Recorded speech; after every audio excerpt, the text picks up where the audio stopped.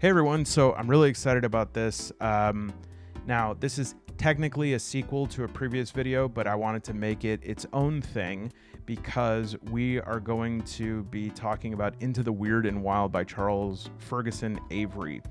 And I wanted this to be sort of the center point of the video to start because I'm going to talk about what it is, how to use it, how to apply it to solo play.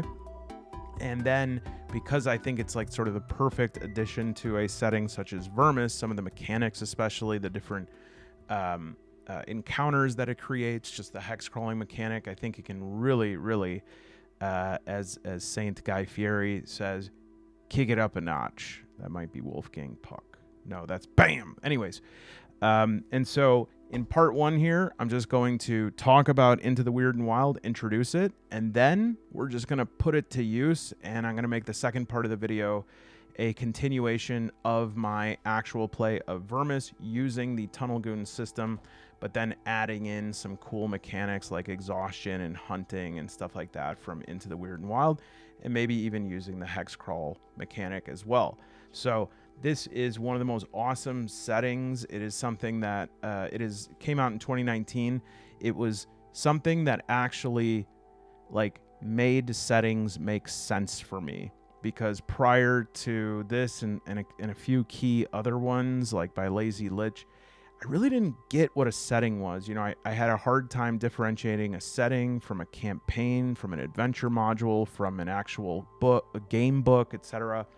And then seeing Into the Wyrd and Wild, seeing the possibilities that were there, and it really helped me to develop an appreciation for it, especially because as solo players, we have a difficult relationship with settings, right? Because they sort of fall into one of three categories. So the first is like a solo setting, which is quite rare. The second, which is most common, is the type of thing where as a solo player, we kind of just go, yeah, that's really great, but I can't really use it, right? I mean, because it's overdetermined. You know, I can't read something that says you walk into a room and if you step on such and such floorboard, an owl bear comes out and attacks you, because it's like, as a solo player, I can't know that, you know? And then there's kind of a third category that I think is probably the most appropriate approach for a solo player, is to say like, yes, I can't directly use this setting in exactly the way that it was designed, but I can use it to sort of season my solo play casserole here, right? I can draw ideas from it. I could use tables from it. I can start with some of the encounters or locations that it recommends as a basis, and then sort of deviate from there. And yeah, you can run into some problems of like coherence and it matching and stuff like that, but we don't worry about that stuff as much, right? And so I think Into the Wyrd and Wild, you're going to see some really cool possibilities with this. And I think it does, again, nothing is Vermis except Vermis, but it has some of the same zhuzh as it. So won't you come along with me into the Wyrd and Wild? Let's talk. All right, start the video.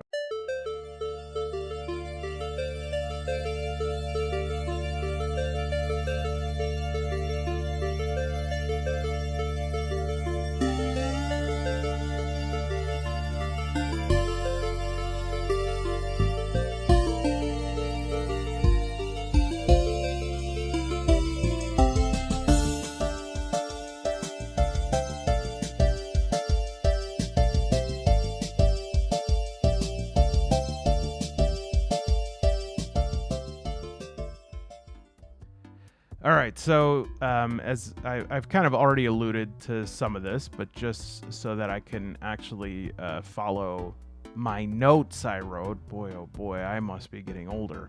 I must be getting a sellout if I'm writing notes. Into the Wyrd and Wild is a survival horror wilderness crawl. It's a system neutral toolkit, but it's designed mostly to plug into like either 5e, or I actually think it plugs in better to OSR or BX and Into the Odd, which for a long time before I actually got it, I thought it was like an Into the Odd specific thing, because, I mean, come on. Okay, so in this, you're exploring an ancient, unknowable and very hostile forest. It's alive, it's cursed, and baby, it's watching you. Survival is definitely not guaranteed, and I just love the art. It is somewhere between like Over the Garden Wall and Mrs. Nelson. What was that children's book that used to scare the hell out of me? Miss Nelson is Missing, but it also has a sort of vacancy, a darkness to it. You know, it's almost like the shadow side of those things.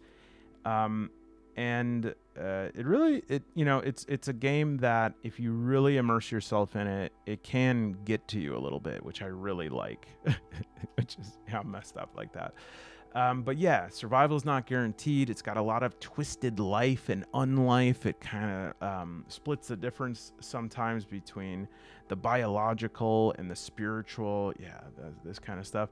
It has some mechanics that help to represent corruption forces, and really the thing that comes through the most heavily is the psychological toll of travel in a forest, of being lost, of being alone, of being in the dark, of being under threat.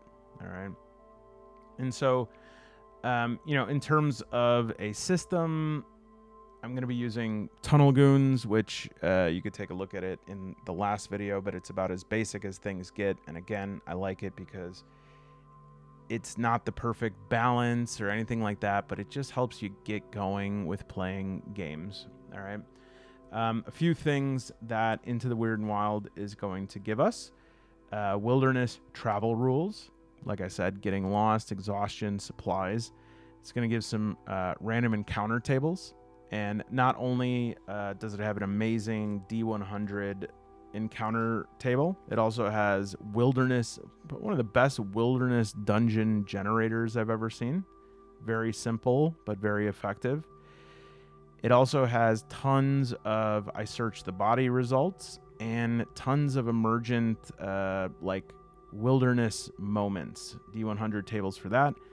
And then sort of the 100 cherries on top is just this section here starting on page 223. 223 for a little setting like this. 100 locations that give you just enough to wet your whistle. Sometimes are a little bit, like I said, overdetermined, such that as a solo player we'll have to adapt a little bit or stop ourselves from reading all the way through. But for the most part, they work really well for solo. And then some other stuff, the hunting and tracking systems are really cool. You have to choose a quarry, and then you determine marks, and then you track and you tally it, and there's different types of quarry. And you have different setbacks and stuff. Really cool that you can use these mechanics if you want to or not. They're all there for your availability, but you don't have to use them, as well as survival mechanics, food, water, shelter, etc. All right. So this is the free GM screen that you can get from drive-thru. And it has the I search the body and random trails and paths on the back of sheet 1. And then on the back of sheet 2 is just these D50 wilderness scenes, types of woods, smells and sounds. So if you want to get loud, get smelly, that's your ticket. On the front, we have that hunting that I talked about, tracking results, different setbacks for when you're traveling, getting lost, cleaning a body, types of goods you can find, and then these two right here are the real jewels, the exhaustion tracker and the surviving the night, like this mini system of rolling a 3d6 when you attempt to camp each night, which I think is going to be perfect for us. All right. So if I were to sort of start using this for either solo or group play, I would pick my rules. Rune Cairn would be a great choice. Into the Odd, Scarlet Heroes. Roll up your characters with an emphasis on like survival skills, survival gear. Figure out a reason that you're entering these woods. And then start on like a known trail in the book and start hunting. Use surviving the night rules, tracking table, roll up some random trails and paths, get some scents and sounds, and then start having encounters. And you know, with the encounters in here, I think this is really what scares a lot of people off. Is they say, okay, I can do this, I can do this. And then they say armor class as leather. Oh no, hit dice. Oh no, hit points. Yeah, right? And it's like, don't worry about it. Whatever system you're using, here's what you do. Okay? You're not going to die if you do this. Look at the picture. Look at the system that you're using. Find an enemy in that system and use the same stats.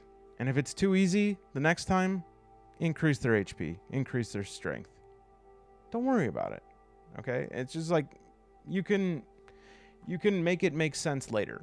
You know, if you encounter a level 16 Titan the size of the Empire State Building and you accidentally give it like a hit dice of 2, well then later be like, oh yeah, that was like a tiny statue of that or something. A tiny statue of a Titan. I was like, get over here. Get. All right. So let's talk exhaustion. So exhaustion levels stack, and they represent more than exhaustion. Abstracted, they're like, they represent your slow succumbing, your slow collapse to exhaustion, but also hunger, injury, madness. There's specific madness tables too, environmental pressures. And at high levels, this is what's special about it.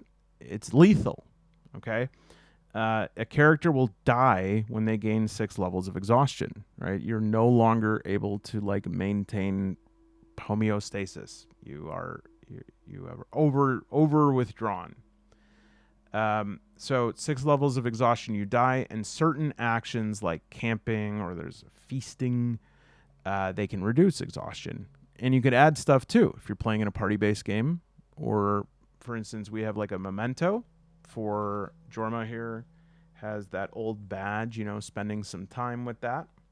Maybe talking to Lockwood here. You gain exhaustion when any of the following happens. You don't sleep. When you don't sleep overnight. When you don't eat or drink for a day. When you suffer a debilitating injury, you get sick, you get diseased. Oh, actually, they're right here. Or you're revived from being unconscious. And failing a camp roll or running out of supplies almost always triggers exhaustion. Almost always. All right. And so in terms of like what it does, when you get exhaustion, you roll D8 and you can maintain, sluggish, your speed is halved. Unsteady, disadvantage on dex and strength skills. Surly, you can't be friendly. Nihilistic, you have a disadvantage versus magic and breath weapons if your game uses breath weapons, etc. And those are really easy to figure out. And I would say that, you know, at least a day, or if you can, or until you can resolve that exhaustion. Okay. And they stack. So if you don't do it, you got to roll it again the next day, and you can see how eventually you're just like dragging yourself. And that, my friends, leads to something that is as good as winning in a tabletop role-playing game. You might just get the chance to have a righteous and awesome death. Don't forget, that's always an option. All right, in terms of camping, right here, when night falls, your party or you have to camp, or you get exhaustion. Ah, we understand. So you roll 3d6, and you see how well you survive the night. So let's see. Let's use my little skull boys here. All right. So each die roll that's 4 or higher is a success. So we got 1. Oh my gosh. I have 1, 1, 1, 1. I failed every single one of these. I'm not kidding. So yeah, I sucked. So you either suffer exhaustion or use supplies. Now we're going to have to figure this out because we were using rations. I mean, this is going to be pretty easy to figure out, right? We could just consider, we could split rations these ways. You either use up a supply or you suffer exhaustion. So each die that's 4 or higher counts as a success. Total your number of successes, then apply the results basically here. So 3, you're content. No gains or losses. If you have 2 successes, you'll survive, but someone has to take the brunt of it. One member gains 1 level of exhaustion. So we'll have to figure that out too for solo, because that will always fall to you, right? So I'll think about how to like redistribute this table here so that it has like the same incidence of negative and positive outcome. And then everyone gets exhaustion for a 1, and then 0, which I would be 2 levels of exhaustion. And then you can I suppose you could spend the supplies to stave off the exhaustion per how many levels of exhaustion you suffer. So I think if for this roll where I rolled nothing, no successes, I'd have to spend 2 supplies to do that. Okay. As far as hunting, you're going to choose a quarry type, and you can, give it. You could just keep it abstracted like this and say mundane, or you could say like rabbit. But the more majestic of a hunt you want to go on, the more marks that you are going to need. And what you do is when you want to track, I rolled a 2, and that was my tracking setback. So like that was sort of my travel option for that phase of the day. We're going to be tracking the different phases. I got a minor setback, all right, and so I roll a d10 for that.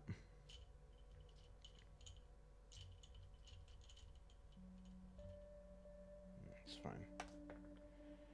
And 7. Horrid quagmire. A fetid swamp proves time-consuming if avoided or dangerous if confronted. So we just kind of play that out then. All right. But when you roll a 3, 4, 5, or 6 on that, you add marks. All right. And then when you get enough marks, you can engage the quarry. Now, how you want to deal with that is up to you. If you just want to say, I put the knife in its neck, done, you could do that. Or you can have combat with it. Let us have combat, rabbit. Up to you. Okay. And then in terms of like cleaning and looting bodies, this is kind of cool. In this game, you don't just like loot a corpse, you clean it. So you choose what kind of cleaning. You do crude, basic, efficient, thorough.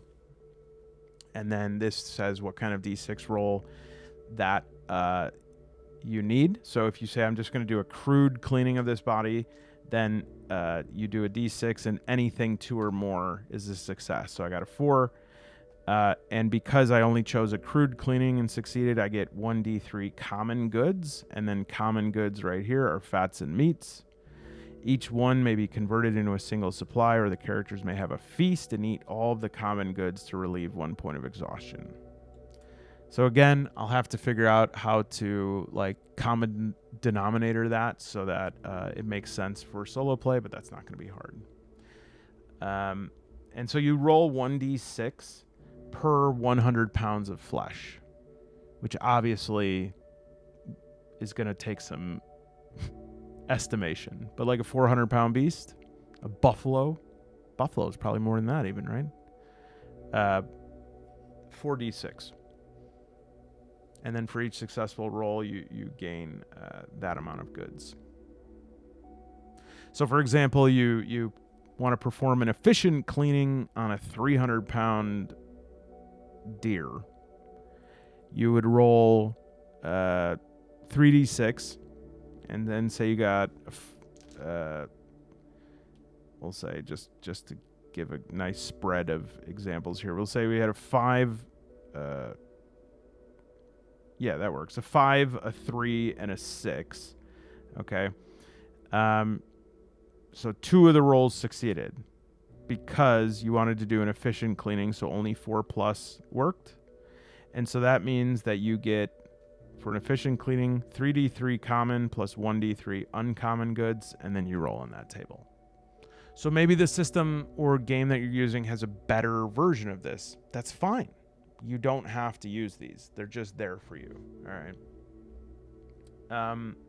There's some other stuff about the economy system and stuff like that that we can talk about if it comes up. But more than anything, I just like the fact that it gives us a framework, more of a framework to sort of go from what happens in Vermis and say, what is something that we can do here to get an idea of what this is? So say, let me give you an example. So right now we're just going into a graveyard. Actually, I'll do it from the second book just so that I don't spoil anything that we might be using. And we'll say, okay, this one, the black smoke. One of the figures gesticulates while murmuring some words and points at the Wayfarer. All of a sudden, the entire room falls silent. A barrage of cold, bony hands grab and scratch at his armor, denting it with unnatural strength. Overwhelmed, the Wayfarer struggles in vain to unsheath his sword, deaf even to his own screams. Grasping at a hidden danger that he always keeps close at hand, the Wayfarer manages to stab one of the robed ones. The figure instantly dissolves into a dense cloud of black smoke and dissipates. One by one, the acolytes fall before the Wayfarer. Individually, they would not be a match for him, but the sheer amount of them leaves him wounded and exhausted by the time that the battle is over. After the fray, only the monstrous beast remains, surrounded by the last of its servants. And so right here we have some sort of like wraith or shade figures and a monstrous beast. So then we can go into the bestiary here. That was a totally random page turn. So we could do a bramble beast. And that will give us some ideas. Vulnerable to fire, ensnaring tendrils, briar scoffs. One of those like the Studio Ghibli dust mites. And we can sort of look at something that, maybe we can't use it exactly, but we can sort of use it. Ether rats. That looks good for a sort of shade. And yeah, there are other sources that maybe get us even closer to exactly what that is, but it's not the point. The point is to play, to have fun. And so it's a resource, we can use it. The Wilderness Dungeon. On top of the instructions for how to develop this, there's also a really cool, some expository writing here on like why a wilderness dungeon. And I know that sometimes we like skip over that because we say, I just want to get to, the really cool stuff here. This is really worth reading because, and the last line of it really hit me. Perhaps the dungeon was built to keep the wilderness out. And it talks about like the lack of walls, in a dungeon. It's merciful because there's clear separations between rooms, but all around you is dungeon. And so basically what we're going to do is we're going to use this hex map, and we'll make a, I guess a six mile hex. Okay. And we're going to assign some entrances, and then we're going to roll 1d8 to determine areas. So I'm just going to cordon off a section of this. All right, so this was just like, this is from the last play session. And so we went from the Dead Man's Garden to the path to the graveyard. We said we're like 3 stops. We didn't determine how much the path to the graveyard was, even though this was supposed to be backwards. I was supposed to start in the graveyard, but it's fine. So this way, we can just say, we'll roll the d8.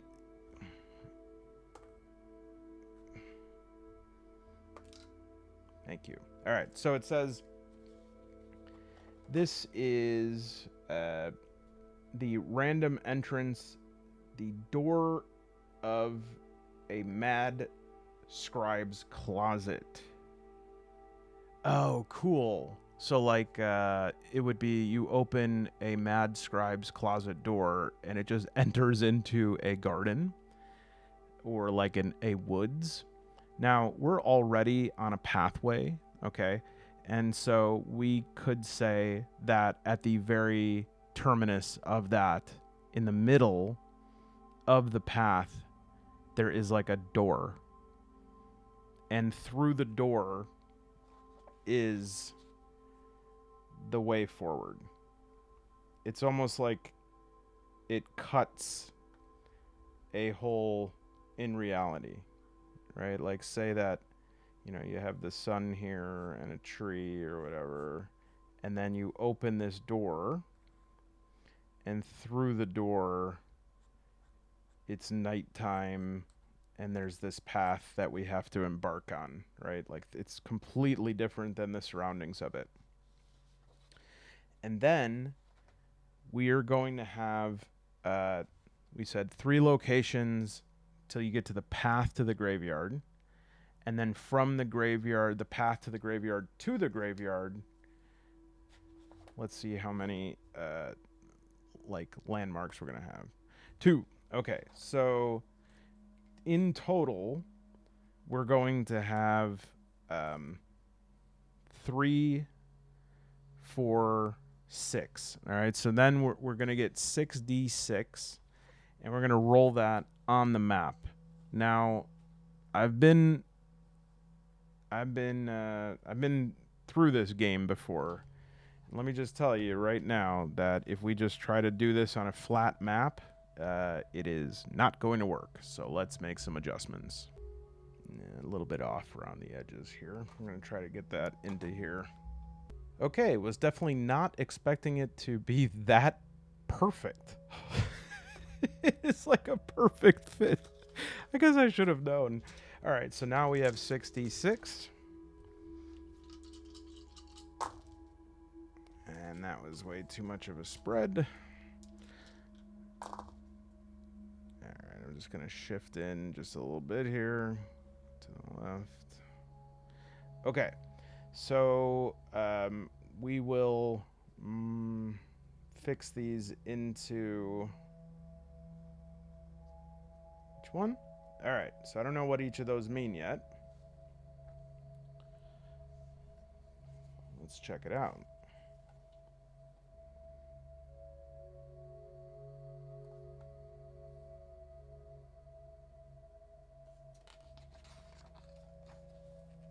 All right. Where each dice landed, draw a diamond and record the face-up number on the dice inside the diamond. Each diamond represents a single room, with each point being a cardinal direction, north, south, east, west, and each side being the intercardinal direction. Yes, northeast, northwest, southwest, southeast. The number, I thought there was another word for that. The number represents the size of the given area, ranging from a small clearing near a rotted stump, a 1, to an entire ruined abbey overtaken by ivy. And then we determine the amount of trails and paths. Roll 1d6 plus 1 to record the number. This number represents the amount of individual trails and paths present in the given hex.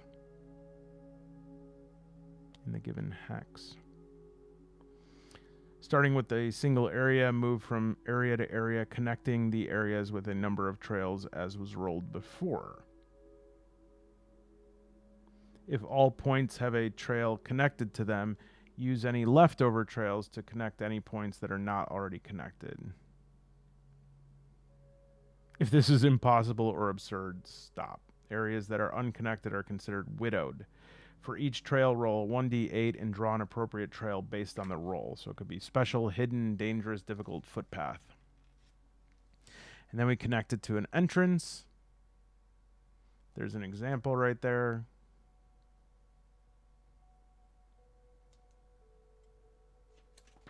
Now, the only question I have is... Oh, I see. Okay, then we'll use the inputs from the rest of the book to define what these areas are. So I'm just going to set the areas and the sizes right now. And there you have it. And so we're going to have to go, we enter here. We have the 3 stops along the way, and then we'll get to the start of the graveyard path, and then 1, 2 stops, and then we finally get to the graveyard.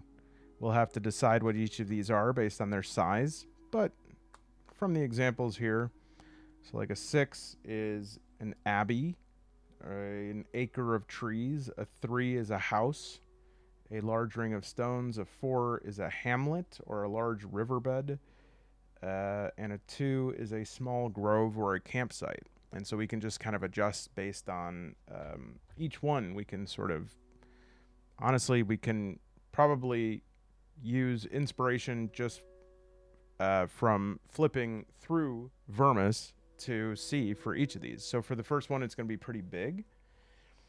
And so I know right away that I need a kind of like sprawling thing, and I'm just going to wait till I have a spark. Now, I would say that Green Grave would be a spark, but that's actually like our starting point. Okay, so we're actually going through Green Grave right now, so we're going to look for something new here. Anything that looks definitive to me. All right, so catacombs. And perhaps there's like a mountain here. And so the only way that we can proceed through here is by going through those catacombs.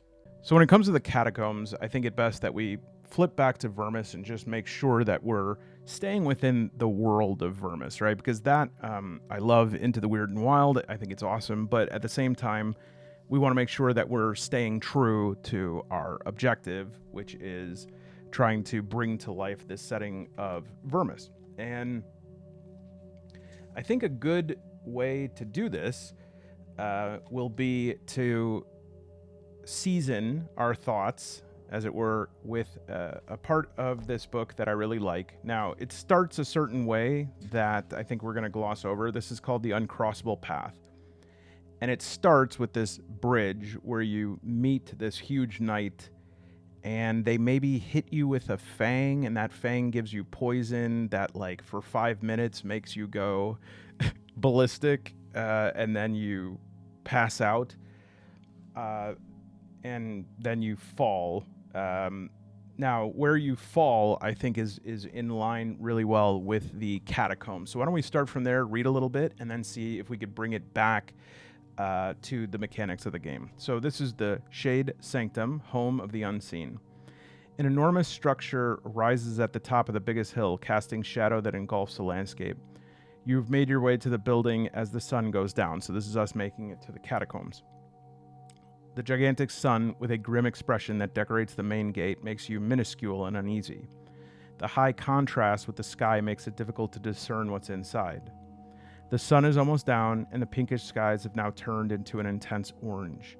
You think about the false witch, and for us, that's probably going to be Rabia, who was the one who said she can give back my sight, and I didn't get it back, but I sort of got this extra sensory sight. So you think about the false witch. Did she cross the bridge while you were unconscious? We'll skip over that. So we get inside, and we encounter, once arrived, you approach the gate. Your heart skips a beat when you see a large skeleton standing inside, completely still and silent. The bones are covered in moss. Its unnerving presence makes your heart go faster, and the air suddenly feels heavier. So it's an inanimate object. It's clearly dead, but there's some sort of electricity to it that's giving you like a quickening. If you try to look away, you will notice how your vision slowly fades and a high pressure starts pounding in your head. Now, right there, I'm going to pause and go a step further in to say that I think we should, at this point, say that sight has come up and I have some sort of vision that is going to emerge. And so we're going to go to the Necromantic Oracle here, and we'll follow this one on the bottom. And I'm sorry, it's a little bit too small to see. I could actually bring it up on Preview or Adobe. All right, so it's a little bit hard to see. Obviously, I did not. This was just me sort of recording it, but we'll use this one here. It's a D50, and you have a source of a vision, an omen or message, and a sign. And so let's roll a D100 and then cut it. We'll use the dyadic D20s here. All right, 44. So we'll hit it to 22, and that would be a whispering wind that chills the bones. 46, so 23. Mocks you for your ignorance. 40 or 84 divided by 2, 42. Oh man, check this out. This is so cool. I don't know if you're able to see this, but 42 is right where my cursor is, and it's as a skeletal hand grips your wrist. Ooh, that's good. All right, so it's a whispering wind. Yeah, it's kind of cut off there, isn't it? A whispering wind that chills the bones, mocks you for your ignorance, as a skeletal... Oh, this kind of copies over several times, didn't it? Well, I guess that works on both. Anyways, so we have the... I'm just saying, I think I copied some of the stuff from the first column over to the third column. As a skeletal hand grips you. Okay, so let me just think on this for a second. It mocks you, this wind. I feel this cold wind inside of me. And all of a sudden, this skeleton that was completely inanimate, that's sort of giving off this very malignant, malicious aura. And I feel it rising, and then I feel it... And I look and I see its green, mossy hand gripping my wrist, and all of a sudden, boop. And I look up, but it was a dream, or was it? So let's keep going here. The gate behind the skeleton is abnormally dark. Not a single shape or dim light can be discerned from the outside, as if the sunlight couldn't get through the door. As you keep eye contact with the skeleton for some time, the bones will start moving. The skeleton raises both arms to shoulder height, slowly opening its hand to reveal a pair of coins, holding one on each palm. The two coins are presented to you.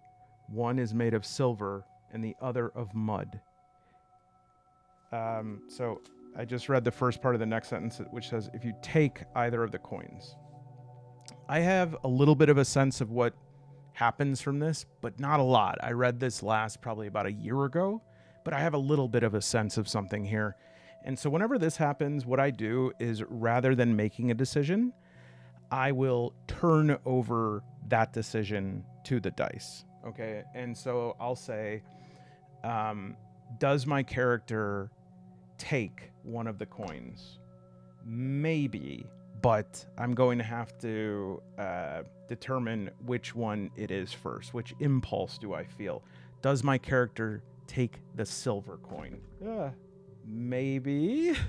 Does my character take the mud coin? No. But you don't actually think that that is mud. Oh, that's interesting. All right, so I just want to zoom in on something I just did. This is something that I do in solo play that I call getting myself into a little bit of trouble. I don't know what the hell I just said there, but I think it's fun. All right, and I think that playful attitude is really important when you're solo playing. Is like, you don't, because if I knew what I was talking about, then it wouldn't be emergent. It wouldn't be surprising. So do I take a coin? Maybe. Do I take the silver coin? Maybe. Do I take the mud coin? No. But there is no mud coin, because that mud is something else. Yes, it is something else. It is. And it actually is. So I look at that and I'm about to take the silver. And all of a sudden Lockwood is like, you don't strike me as greedy. And I turn towards Lockwood and I say, well, I don't know. I wasn't being greedy. I was just figuring that maybe we would need it later. I'm not one to talk, as I have no hands. But as far as other skeletons I've met in my life, not many of them have good intentions when offering you silver. And I say, okay. Well, fine, but I say to him, if we have to sell something to get money later, we're selling your candle. Fair enough. I didn't even realize I had a candle inside my head. And so I will take the mud coin, and the mud coin is not a coin. Do we find out what it does right away? Yes. And I'm going to have a vision of it. All right. And so 31. Labyrinthine veins. Dude, this is going to be so cool. 11. Melting bells. 88, which would be 44. Sweet captivity.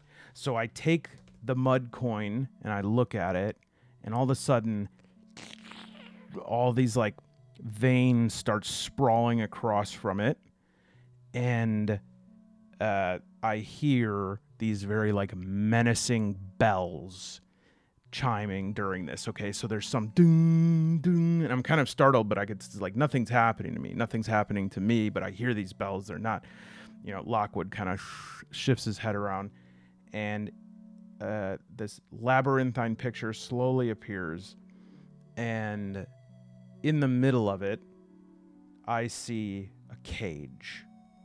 And if I go to that cage, it's going to be a much longer trip through these catacombs. But sweet captivity makes me feel like this is somebody. It makes me think of a kid, like a defenseless kid, right? And so it's like, I need to decide, do I have humanity left in me? And I'm going to say, I'm going to say I really want to get to find Rabia, but for some reason I feel like this is yet another victim of whatever is going on here. So I look down on the labyrinth, and this is why this is so cool, because I don't know exactly what comes next. We'll read to see, but I know that on page forward from this, check it. So I think I'm going to reconstruct this on here, and then we'll drop it in on top. All right. And then we're going to use another awesome resource that you definitely don't need to use this. I just want to say this. And in fact, I don't feel too worried about introducing another product to you, because this one I can't find it in print form. But into the Cess and Citadel, which is the sort of sister book to Into the Wyrd and Wild. Isn't it funny that just because it's like this color, I say the sister book? This has, and this is just another huge book, but this has an Undercity thing that we can use to develop dungeons. And rather than making points on a map, it has you, look at how cool this is. It has you roll to do like intersections, and these intersections will create a labyrinth, and you will make locations at nodes. And then there's a D20 list that we can use to generate like what is happening at each of those points. So we know at one of them is some sort of prison or cell. That's predetermined. We don't know what's there, but we can use this to determine what the other ones are. So I'm going to do the same thing. I'm not going to drag you through it this time. I'll just show you the finished product, but I'm basically going to do a D6 dice drop. I'm going to make some intersections from that, and then we'll go through and figure out what each of them are. And actually, in my Merkborg dice cup here, I have these like smaller D6s. And so I think we'll use these first. And just because I don't want to make this like massive and we already have one location, I'll do a D6 drop.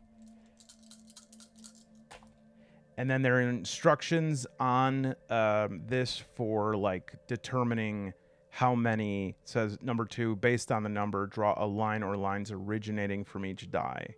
And then that is a tunnel. So I'm going to draft that up really quick. So basically each of those dice this time tell you what direction the line goes in. And so now I'm just going to extend these lines to the edges, and then I'll look at the intersections, and then I'll map out the route from that. All right, pretty smooth here. So we definitely, glad I didn't do any more than 6 because this is a lot here. So we have 1, 2, probably should make these bigger. That's okay. This one I'm going to consider just like one bigger intersection. Here.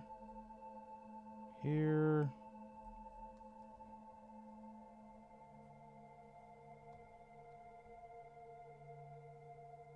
And we'll make this like the entrance point.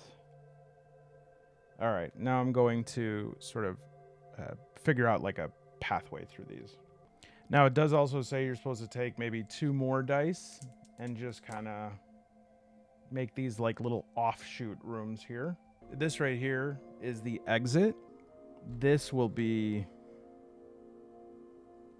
the entrance, and that way it'll hold true to the idea that like we could just do a straight shot, but that whatever this vision from the coin showed me was that we'll say that this is like the one where the sweet captivity is. I don't know. I was trying to make jail cells and it didn't work at all. And then the rest of them I'll number and we'll figure out what they are.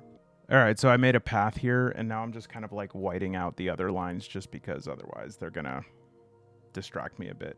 And then when I'm done, hopefully we'll have something of a map, some possible routes. By the way, like if I was playing this with a group, I'd probably do more initial dice and I would definitely fill out more intersections. But here, for instance, even the idea that these lines to the edge of the paper are automatically getting whited out for me, like I don't know if that's exactly what Into the Cess and Citadel would recommend, but that's just how I'm using it for solo play. Otherwise, it'll be completely overwhelming. And to be honest, the catacombs is just one place, right? I don't want to spend like 6 sessions here. So this to me, just kind of like by feels like this is something that is more manageable. And so that's what we'll go with. Hey, while I'm doing this, it's a little bit, it's not boring or anything. It's just like a little bit of busy work here. And I just want to say that I really appreciate all of you who are watching this video, who subscribe. I really love sharing this part of my life, and I love having all of you share back. And so thank you. I really appreciate it. Let me know in the comments what you're up to, and especially if you have any systems that you think would work really well with Vermis. I've seen obviously some ones online of Merkborg, and I am thinking about doing that mostly to finally put to use these compatible core reference cards from Merkborg that are really nice by Alex Barton and Dead People, but never got to use them. So anyways, here is our little dungeon. Let's find out what each of these rooms are. Now, to determine each of these rooms, I'm finally going to put to good use the gorgeous D20 from the Prismatic Radiance dice set from sponsor of the channel, Dice Nest. This set is it takes your breath away. My oxygen level is fading every time I look at them. This set of dice is crafted from K9 prismatic glass. The diamond multifaceted cutting technique enhances each die with a dazzling refraction effect, displaying a mesmerizing spectrum of colors under light. I mean, they're not kidding. Every roll ignites a radiant spectacle as if stepping into a magical realm filled with starlit brilliance. And they join two other spectacular sets that I have there.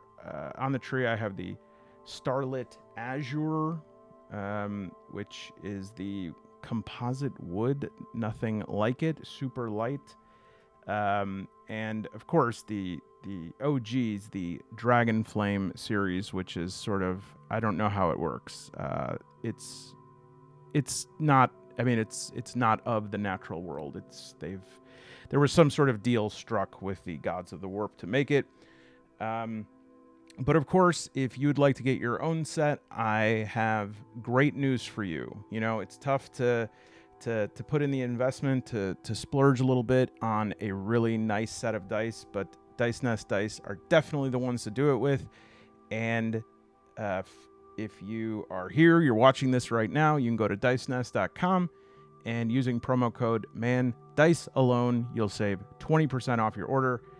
I do have that written down, but I just want you to know I ran out of my paid subscription for this design thing, and so I had to use a dog's birthday invitation as the background. But you could see everything here. So promo code MANDICE alone, not dies alone, dice alone for 20% off your order. Happy birthday, Wasabi.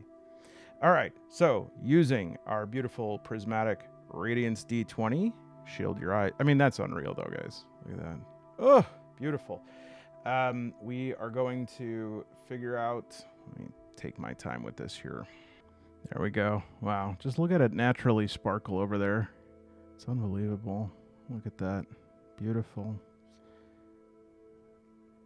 All natural. Okay, so for the entrance, what do we got? Cess and Citadel, Don't Let Me Down. Yep. Let me try that again. I stubbed my toe. Cess and Citadel, Don't Let Me Down. Yahtzee. All right, and let's bring up a 15 here. What have we? Oh, that makes me car sick. What am I, 95? Years young. It's a wonderful age. The rib cage. Rows of great white bones stretch for miles and disappear into the darkness. Bones as large as castle turrets, covered in etchings like Titanic scrimshaw ivory. The bones have existed longer than any living memory. Strange carvings are etched into their ivory surface, as well as directions, pleas for help, and offers of raunchy encounters. Ribcage graffiti.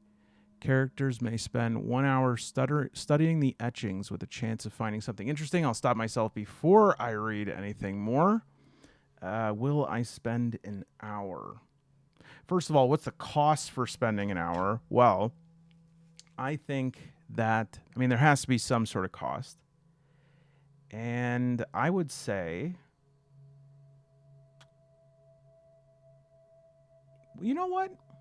Actually, this is a great opportunity for putting in a clock. 1 second. All right, so from Into the Wyrd and Wild, we have the Exhaustion rules, the Becoming Lost rules. And I say that anytime, well, there's a couple of different reasons why our exhaustion would increase, but I would say dawdling should definitely be one of them. And let's say that every 2 that I'm traveling in a place I've not been before, that, I put exhausting. That's fine. I have to roll on the Becoming Lost table in addition to accruing exhaustion. And so if I was playing by me lonesome, I would probably just like put a D6 right here and rotate it. But as I want to make sure we keep everything above board, I'm just going to write it in pencil. All right, so I will indeed wait an hour, and for doing that, I'll read a little bit more here. Now it says, I could see 1 in 20 chance of something useful, and I did see a little bit of that. I saw that there's directions to something, and then a 1 in 100 chance of something grand, all right? And we'll look no more than that. Now, I will say that even if I don't get any of those, I will treat myself to just a little something. We could probably say we'll roll, if I don't get, a 1 in 20 or 1 in 100, I'll still roll on the D6, not the D6 tracking. Oh, okay. We'll do like common. We'll have some way to figure out if we found a common, uncommon, or rare good. So I think the way that we'll do this is I'll roll a D100. All right. If I get any sort of like multiple of 5, we'll consider that a 1 in 20 outcome. And if it's 1 in 100, we'll say that if I roll a 1, then I'll get like the grand result. All right. If I do any multiple of 5, I'll get the something useful. And then if I roll anything else, then we'll say that 1, or I guess 2 to 33, 34 to 65, and 66 to 100, I guess it'd be 99 because of multiple of 5. So we'll say that that is 2 to 33 will be common good, 34 to 65 uncommon, and then rare. Common, uncommon. Place your bets now. What do you think? Why don't we use the Starlit Azure for this one here? I like those. I think it's called either composite or solidified wood. But seriously, I've never felt anything like it before. It feels like marble, carved marble, but it's really light. All right. Come on. Big 0-1, no whammy.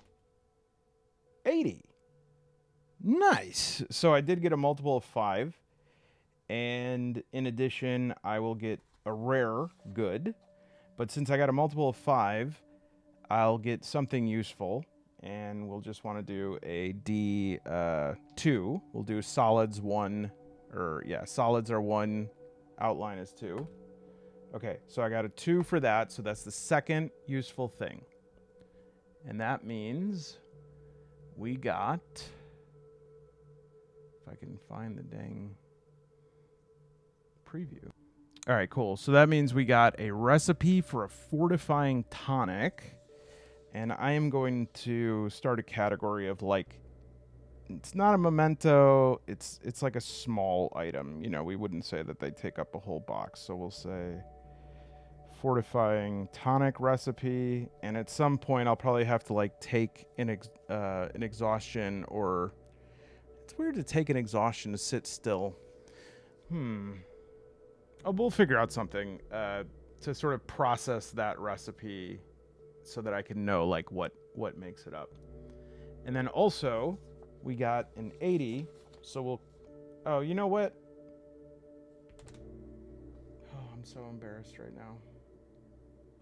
I just saw whatever I wanted to see because I saw an 80 and an 8, and so I was like, oh, 800. That's an 88, so it's not a multiple of 5. So we'll just say that instead of a recipe for a fortifying tonic, I will just say that I found a fortifying tonic. And we will say that a fortifying tonic is 1d10 health.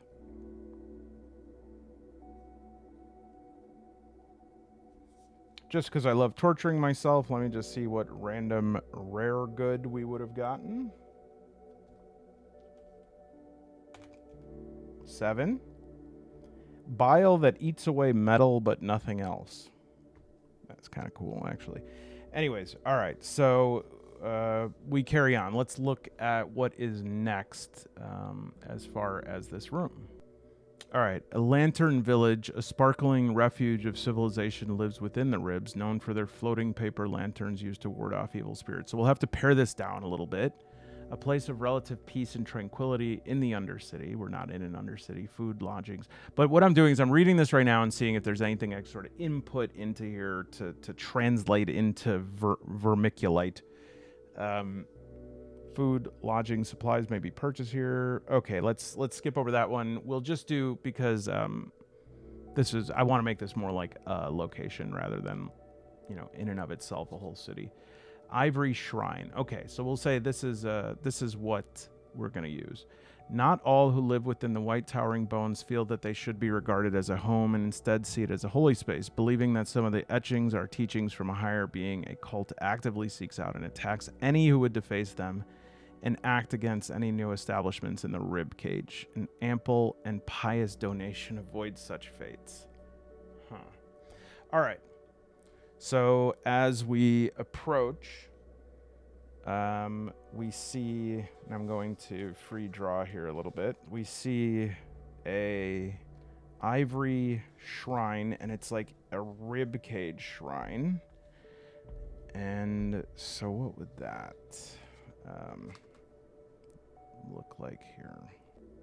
All right, so it'd have to be like a shrine big enough. So this is one ivory shrine. And we'll say that it's like, maybe it's like a place that you could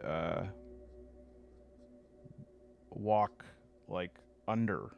You know what I mean? Like a rib cage that forms almost like the, well, I was about to say bones, but structure of a tunnel, or like a, not a portal. I'm just gonna draw what I have in mind here. Here, let me. All right, so like I see this, to go through it, we'd have to go through this ribcage tunnel here, and there is a cultist standing out front. So I guess I'll turn to Lockwood, and I'll say, "This does not look good," he says. "People building shrines underground does not seem like the best use of time. Well, looks like it's the only way forward," says.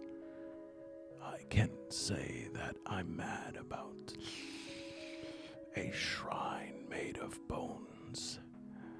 Maybe I'm related to some of them." I'm like, "Really? You think you're related to like some of these bones?" And he's like, "No.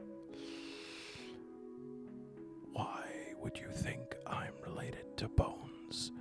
Are you related to skin?" And I'm like, "Lockwood, I really can't tell your sense of humor because you don't have a diaphragm." And it was a good joke. All right, so we go forward, and we are going to have,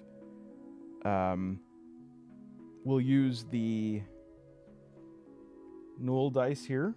Now, we know what the book says, right? The book says that these folks are not, they're going to want a donation and stuff like that, but let's just see what their whole approach is. Maybe it'll, so we have money, 3 and 5. We'll just look that up really quick here. All right, so money and talk. I can only imagine. A bribe will make the creature much more open to talk. For money, they will keep a secret. The creature may offer the party money for information. All right, so now I'm like, I walk up and just going to take a peek here to see if we have any cognates. We already had the Lonely Knight. Oh, Mother in Death statue. On one of the intersections of the catacombs, there's a statue depicting a mother. At the statue's feet, you read the following inscription: Our caring mother guides us through the dark. Her lips speak sweet, tender words, and her gaze reflects our own. Okay, that's pretty awesome. So I come forward, and I sort of like maintain forward motion, like just as if I don't even see them. And they say, peace, friend, peace. Please, you enter the shrine of the mother. I like look up, and I'm like, this is the shrine of the mother. Can I ask where the mother statue is? Look around.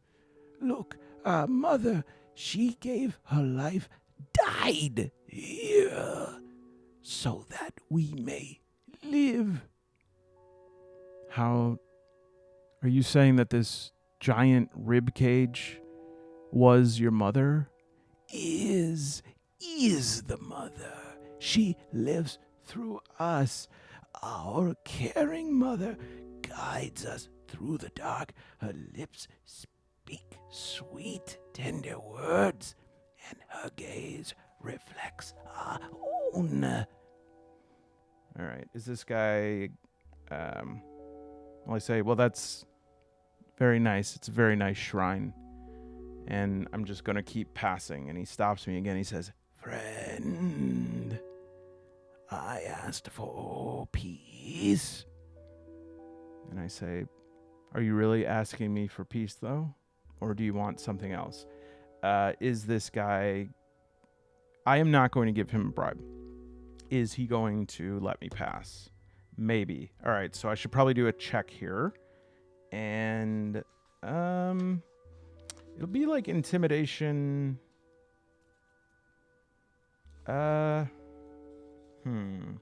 Ration cloak, witch's tongue, chain hook. Old badge I can sort of use.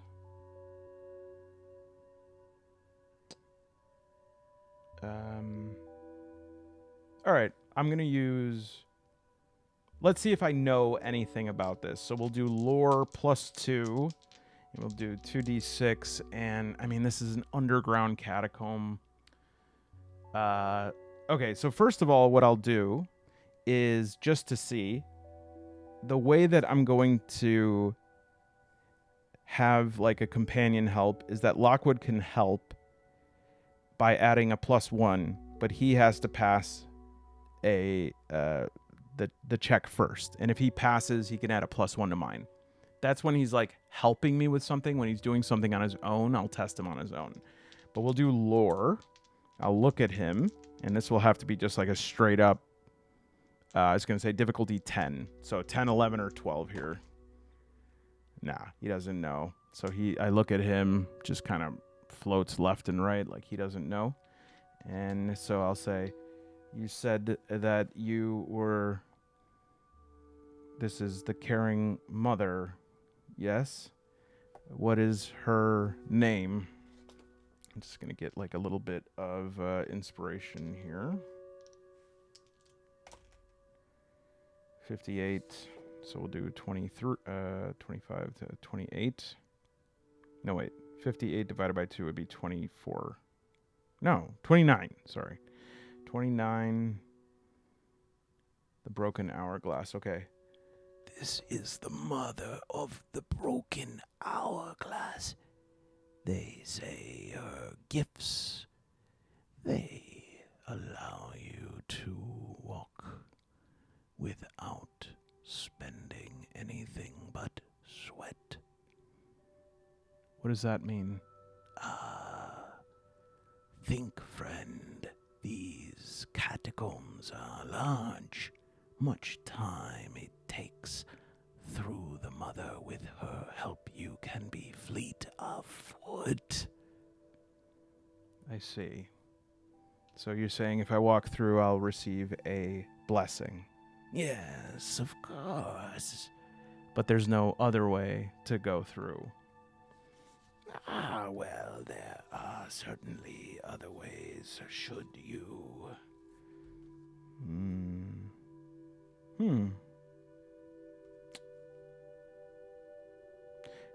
Okay, so we have A right here. It says, Yes, you could chance turning your back on the mother. And shows me down this like pathway that is very dark, and it is very small, so it looks pretty tight. And all right, so I'll do a straight up lore roll to see if I know anything here. And well, it's +2, so excuse me, difficulty 10. Great, I got it. And so I go, yes, actually, I think I've heard of this before. I'm just going to read a little more. Pick the half skull made of stone in one of the ossuaries and place it on the statue. It will reveal a secret passage that leads to the treasure room. The ossuary that hides the skull will be in an octagonal room at the end of a hallway guarded by mad bones. Crap.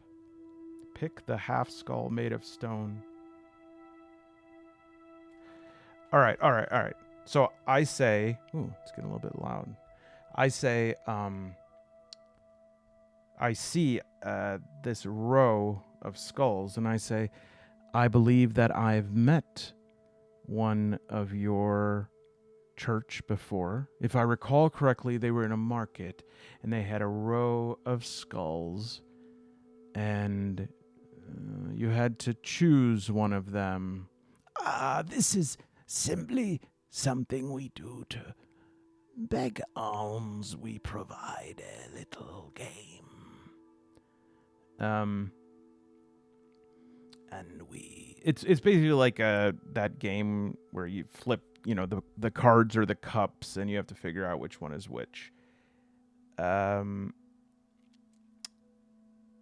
I say, well, what do you get for that game? Getting myself a little confused here, so let's just make sure that we understand what everything is here.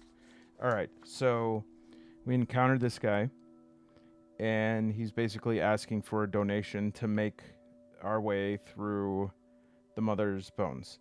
We ask if there's another way, and I see a very dark, threatening hallway, which is to turn your back upon the mother. All right. And we could go that way.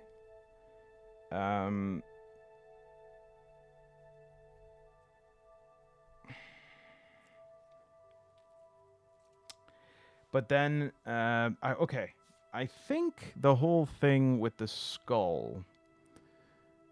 Let's walk that back a little bit. All right, let's retcon a little bit, because I see a more cohesive path forward here. So we have this room 1A over here, and we'll say we want to walk through, and he says that we need to make a donation. We need to make a donation of a silver coin, which of course I don't have. I have a mud coin. Maybe I say that. I say, friend, how much I would love to donate to your fine institution. However, I haven't a single coin. In fact, all I have is this piece of mud. And I show it to him. Does he react to it like he knows what it is? No, but the coin reacts to him. Yes. Okay, great. So he says there's no other way through except paying one piece of silver. I say, friend, I don't have any money. I take out the coin. All I have is this coin. Suddenly, the coin sort of activates. He doesn't know what it is, but I am looking down at it, and say that it has like this little map here, like we said. But say I'm right here. Suddenly, a sort of glow that only... Here, I'm just kind of showing. A glow that only I can see shows me like a little offshoot to the left here, so that... and shows me the location of something. Then my eyes light up, and I say, what about that door over there? And I can see for the first time like his eyes, because it's hidden under his cowl. And he looks at me and says, "You can see that door." And I go, "Of course I can. It's right there." And the door is like, it's not glowing, but it just, I'm drawn to it. He goes, "Well, yes, you could go through that door over there, but be warned, those who walk through that door have not the blessing of the mother." And I say, "Well, if I go through that door, will it allow me to go around?" And he says, "No, of course not. But believe me, should you return from that room, you'll have more than one silver coin to give me." And I'm going to ask what Lockwood thinks. Lockwood, do you think this is a good idea? Maybe. It's our only idea. I say, "All right, fine." So we're going to walk through that door. And let's see. I'm just going to check Cess and Citadel really quick to see if there's any like sort of general generators. General generator reporting for... Wait, generals don't... I'm going to check Cess and Citadel. All right, this won't be perfect, but from Cess and Citadel, I'm going to use this sewer creeping here. And it says to use Constitution or Wisdom to avoid danger. We'll see what the danger is and adjust based on that. And I'm going to... this is just the way through to the hallway. So I walk through the door. 1. Septic water. Ugh. All right, so before I even figure out what disease it might be, let's roll. It'll have to be, flesh, right? So my flesh is 1, and I will roll 2d6 for that and add 1, and we'll do another 10. We'll do a difficulty 10. Plus 1. 3, 5, 8 plus 1 is 9. So I do get something. Now, I think that if I were going forward, there's another thing in Into the Wyrd and Wild that I think is really cool, which is sort of madness, and increasing madness that almost works like exhaustion. And I'm not saying that this is going to be what I get right now, but I do think that that would be another good thing to measure here, and that is actually what I should check each time to see if I'm getting lost. All right, so it says gain a random disease, and I don't know if that's something in here. Let's see, hazards and disasters.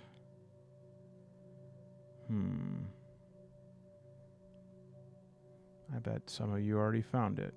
All right, I really, really like this. So check this out. Ebony mold. Blossoming tendrils of black coat the walls. Wicked spores drift lazily in the air. A virulent and dangerous mold has taken residence here. Every minute spent in this room requires a save versus poison, with cumulative failures causing more dire effects. So I don't think I have anything. Ration, cloak, witch's tongue, chain hook.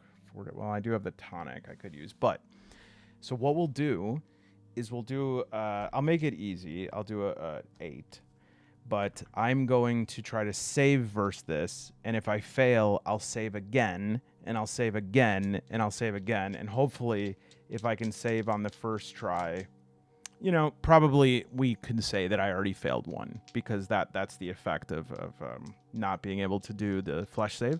But we'll do this again here, and if we get failed 2 plus 4, 6, plus 1 is 7. So now I have nosebleed, 1 damage each turn until fresh error is found.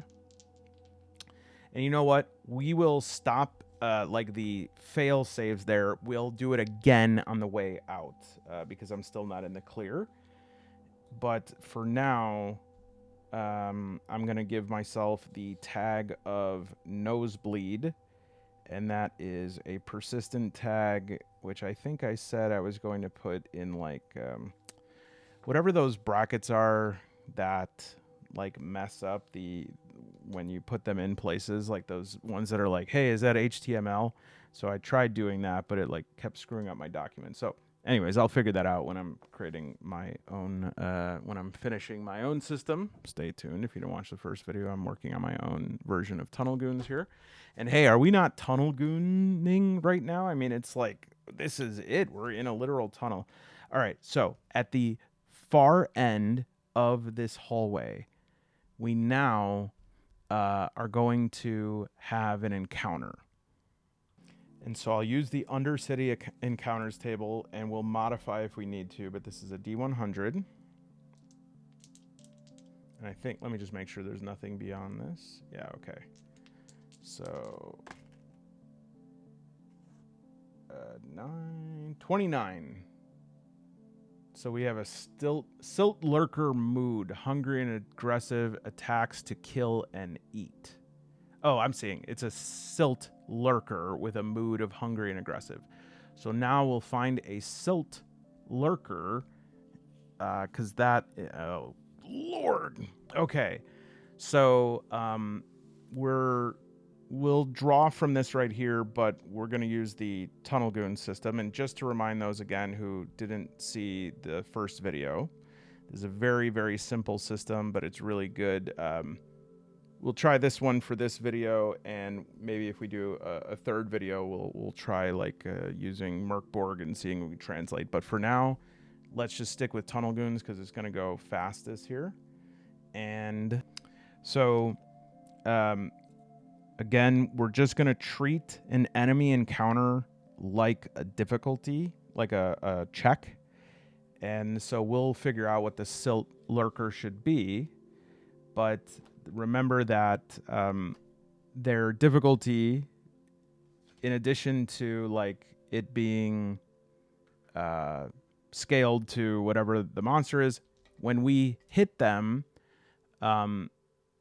it's going to lower that difficulty rating. So they're going to get progressively weaker, which there are a lot of problems with. Like number one problem, if you encounter somebody who has a difficulty that is outside of your ability, like say that we have, because I have 1 flesh for melee here, and say we have a difficulty 15, even if I add all my stuff up, there's no way I'm going to hit.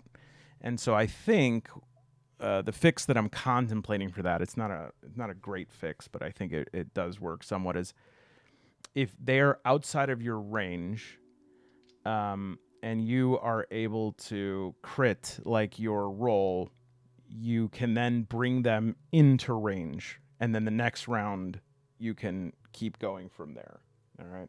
So, but let's see. This is the silt lurker. A gentle lapping of waves against a dirty shoreline is broken by the violent propulsion of a gigantic fish coming to shore, mouth agape. Behind the rows and rows of serrated teeth and thick mucus-covered tentacles that lash out, trying to grab anything its gaping maw cannot.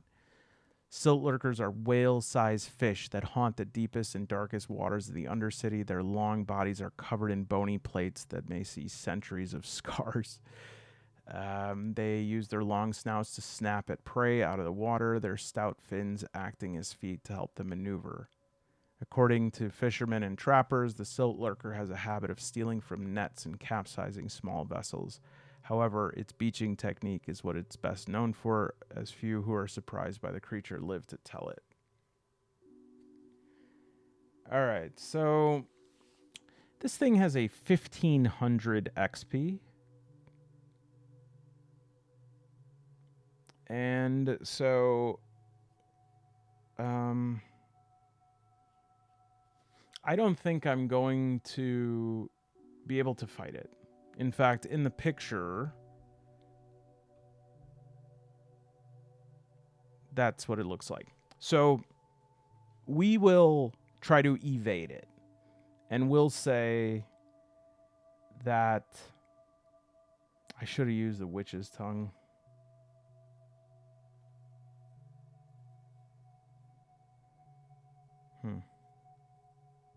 All right, we'll say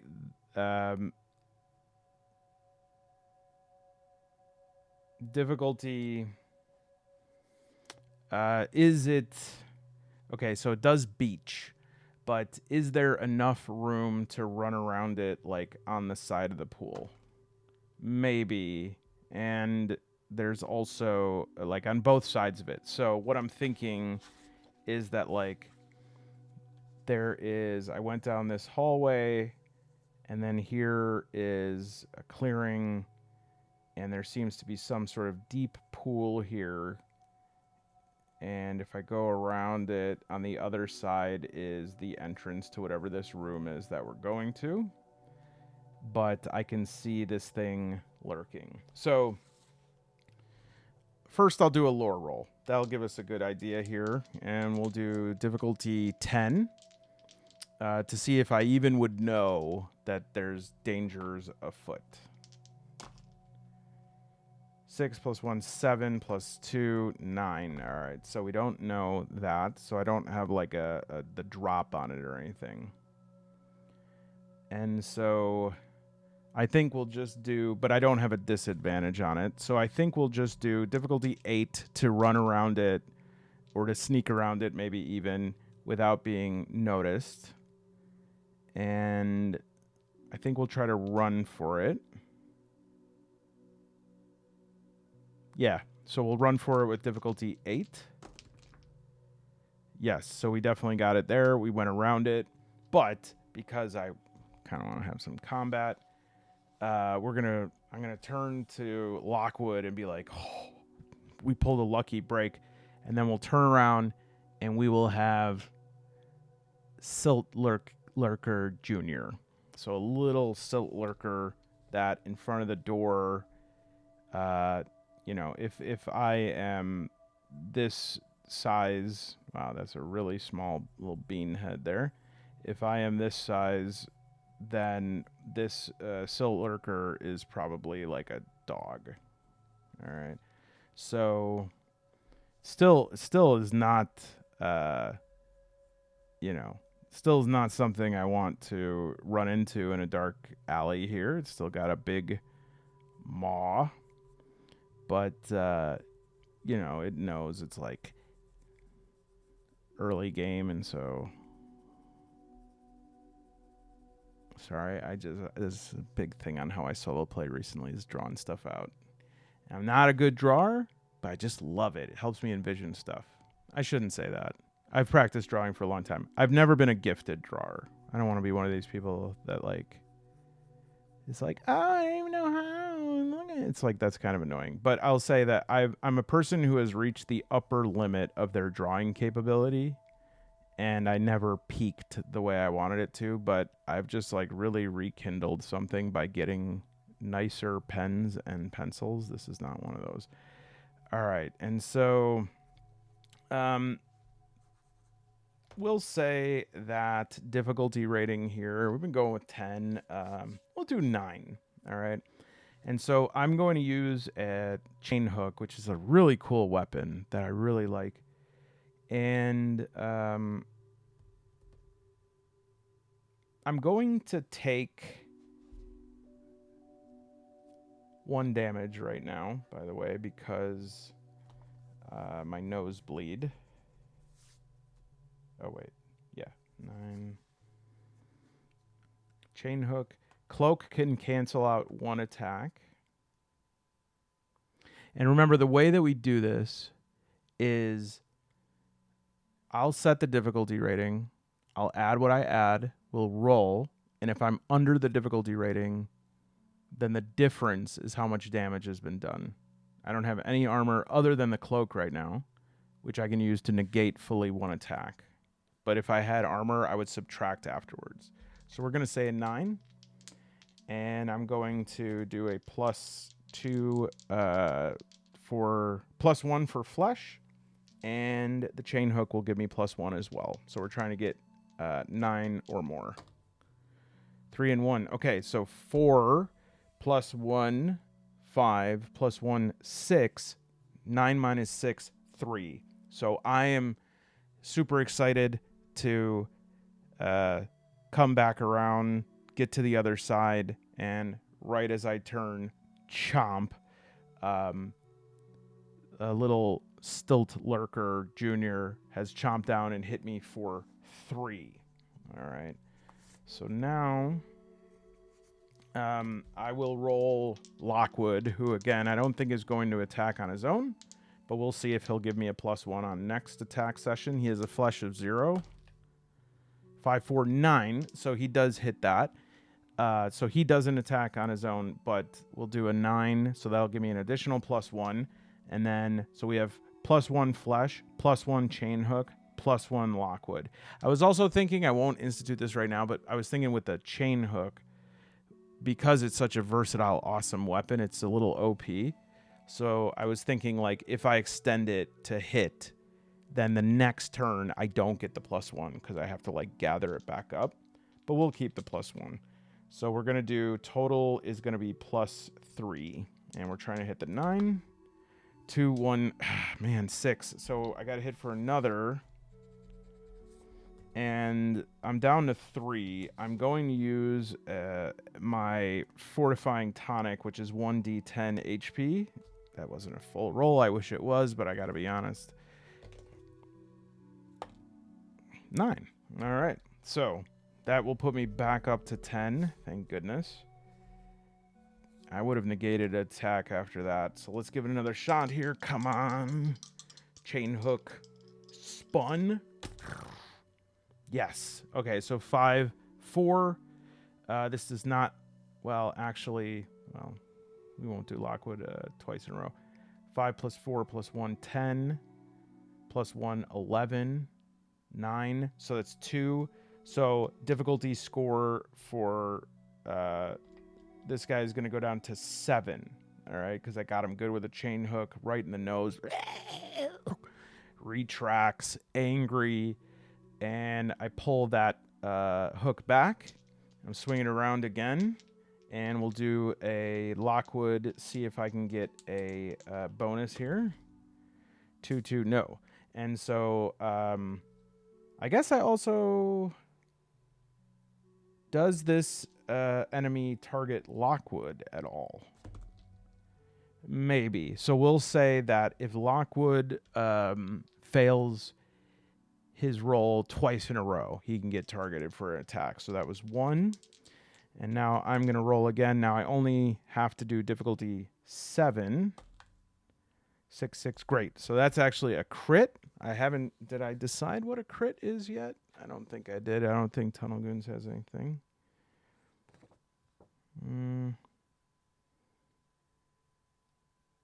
I think I was thinking something for a crit. But not yet. So we'll do 6, 6, 12 plus 1, 13 plus 1, 14. 14 is 7 over, so obliterated. So we're like, I get it like right, it opens its mouth for a chomp and a chain hook blasts right through the top. I pull the chain hook back, shut that mouth down. And so then I'm going to go through the door, and boy, I wish I can keep going, but I feel so excited in my head right now, but my body does feel really tired. But I just want to see what maybe if we can find like what this next room is. Now it's supposed to be a treasure room, and I'm going to do a quick sweep here to see if there's anything that kind of looks treasure-ish. Oh, you know what it is? Awesome. All right. So what it's going to be is, check this out. It's going to be like a shelf here. And because remember with, it says, the ossuary that hides the skull will be in an octagonal room at the end of a hallway guarded by a mad bones. So we had it guarded by a stilt lurker instead. But once inside that room, we have 3 skulls, and we're going to have to choose, and I'm going to stop right there because I am very excited. I look at Lockwood and I say, what are the odds that we have a skull-based challenge and my best bud is a skull? We've known each other 20 minutes. But I have to remember that I still have the nosebleed tag that's still dogging me. I feel good about this. Like, I feel really good. You know, I know that it looks like perhaps a little bit chaotic to some. Be like, wow, I couldn't play like this. You're kind of picking and choosing and everything. But please understand that this is part of my process of figuring out how to play a game that is not specifically designed for solo. I pull in different tools. I try different things. I do what's fun. I follow my nose. And this is how I learned to solo better. I don't have much worry about like, oh no, what if I forget how I did that or I don't do it the same way? That stuff doesn't matter to me. Maybe that stuff's really important to you, but for me, I'm just sort of trying a bunch of stuff that's going to help me not only to create my own game that I'm working on, but also it just works those muscles, and I think it's really I'm having a hell of a time is all I got to say. And so I hope you did too. And thanks for following along if you made it all the way here. Again, this is Into the Wyrd and Wild by Charles Ferguson Avery. This is actually, the physical one is still available. I found in some places, I found it in person at a store, but I think this one is more available than Into Cess and Citadel. Again, if anybody does know where to get Into Cess and Citadel, I'd be very interested in buying a physical copy of that. But if not, let me know what you think. Did you like it? Any tools you would have used? And also, we interested in seeing Merkborg version of this or what? Let me know in the comments. Thank you to all of you beautiful, wonderful people.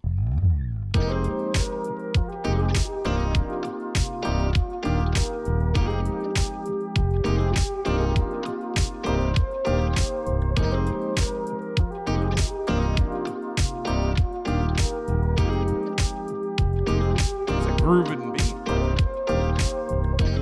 Groovy beats. Oh yeah,